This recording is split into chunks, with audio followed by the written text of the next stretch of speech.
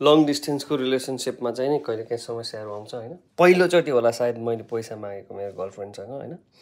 First time यसो ल नि त के बा भइहाल्छ कि सहयोग, अब के गर्नु, अब सधैँभरि आफूले सपोर्ट गरेकै हो भनेर चाहिँ गर्लफ्रेन्डलाई फोन लगाएको होइन। जम्मा मागेको त्यही कति हो नि 1,60,000 भनौँ न। यहाँको चान्चुन अमेरिकन डलर तपाईँको 1,000 यताउता खर्च काटेर $1,000 जति सहयोग हुन्छ कि अहिलेलाई भनेर मैले मागेको थिएँ। जम्मा 1,60,000 हो। खासमा पहिला त यस्तो पैसा त यति सानो एमाउन्ट त केही ठुलो प्रब्लम होइन बेबी भनेर भन्थ्यो मलाई होइन। अनि त्यही त लाउँ त भनेर मैले ट्राई गरेँ। पछि त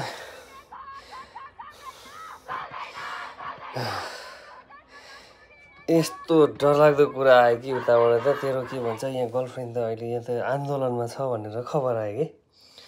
पैसा माग्नु पनि होइन, यता के अरे के पनि कराउनु, स्याल बाख्रा पनि हराउनु भने जस्तो। पछि त जम्मा उनीहरूको तलब त जम्मा नेपालमा त 15,000 पो रहेछ। 15,000बाट अब अलिअलि यताउता खर्च काटेर बस्ने भने कति होला त अब महिनाको। अनि मैले 1,60,000 माग्दाखेरि कसरी दिन्छ त।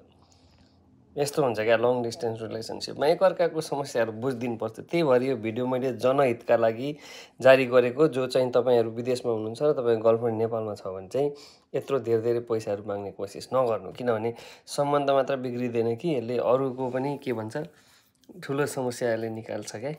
किनभने उसको गर्लफ्रेन्ड मेरो बोयफ्रेन्ड यसरी दियो, उसले पनि सक्छ, यो ठुलो एमाउन्ट होइन भनेर भनिरहेको बेला नेपालमा नर्सहरूको तलब यति कम रहेछ भनेर म पहिलोचोटि थाहा पाएँ कि। अब विदेशमा त नर्सलाई एकदमै टेक्नोलोजिकल बेस्ड जब भनेर धेरै मान्छेहरूले धेरै ठुलो आशा राख्छन्, महिनाको कति $1,000 कमाउनु सक्छ। अब नेपालमा भएको जेनजीले तलब पनि बढाइदिने हो कि नर्सहरूको, न्याय दिनु पर्यो सरकार लौ त।